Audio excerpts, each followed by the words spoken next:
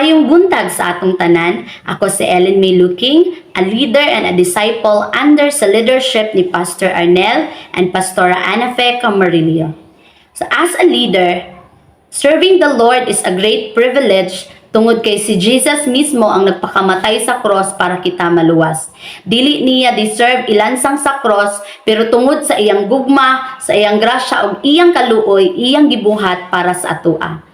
So ang pag-alagad kay Lord is dili siya duty no, kung dili mauna siya ang pag-give og honor, pag-give og kanang glory tungod sa iyang gibuhat sa atoa. And ang pag-serve pud kay Lord is kinahanglan pud ta moagi og discipleship. Intentional discipleship is not just a process sa mga tao nga truly nangalagad kay Lord, kung dili life-transforming siya.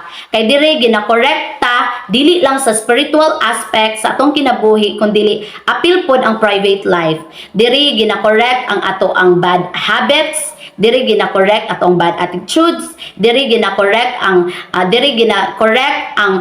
pag-manage sa atong finances, dire tanan nga private, tanan aspect sa kinabuhi is ginatouch aning discipleship. Dire sa discipleship is ginadisiplina o ginatudluan ta unsaon para maporma og motubo ang atong kinabuhi. Kay dili makapenetrate si Lord kung padayon ta magbuhat og mga mali. Og ang gibuhat og ang gigamit ni Lord nga instrument para mo correct, mo guide sa atoa is ang atoang pastor o ang atoang leader. So we should be thankful no sa life sa atong pastor and pastora ug even sa atong leaders nga nag-atiman sa atoa tungod kay sila ang gigamit nga instrument ni Lord para i-correct and i-guide ta unsaon nga mas effective ug mas mo grow pa ta dira kay Lord. Kay ang pagdisiplina nila sa atong kinabuhi is para sa atoang kaugalingon nga kaayuhan.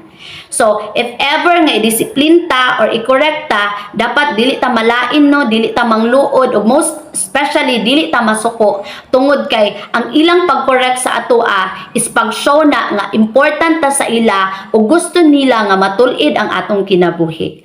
So, sa matag usa no nga leaders, kinahanglan gyud ta moagi og discipleship kay kani nga process is mao gyud ni ang moporma, mao gyud ni ang maka-equip sa atoa ug mao gyud ni ang makatabang sa atoa unsaon nga mas mo grow pata dira kay Lord.